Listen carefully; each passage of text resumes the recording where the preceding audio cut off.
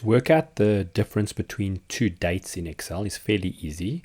There are two main things to worry about. So what we've got here is a whole bunch of dates and when people went on leave. The first one is if this is a valid Excel date, and it's very important that Excel recognizes it as a date.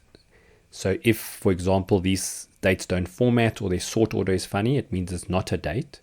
But if it is a date, it should be as simple as saying equals that minus that. So that gives you an answer. The other thing you have to be careful about with dates is the way Excel counts the dates. So this date is leave from the 1st of March to the 31st of March. Excel says that's 30 days. The reason it says 30 days is because it takes either the beginning or the end of the day and says from the beginning of the 1st of March to the beginning of the 31st of March is actually 30 days. Humans tend to say from the beginning of the day till the end of the day. So you must decide if this is the correct answer per whatever you're doing, or do you need to go +1 to get the correct result. So I'm going to say +1, and then it's a simple calculation.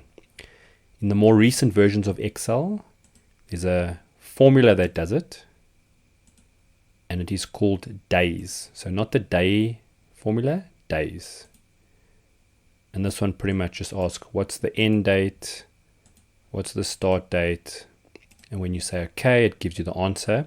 Again, notice it keeps the same method as here, so you need to decide if we need to add one. And occasionally, depending on what you're doing, you may need to format.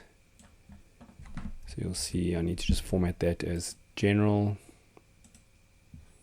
So there you've got that. Occasionally, in these cases, you have to add one. Sometimes you may need to subtract one.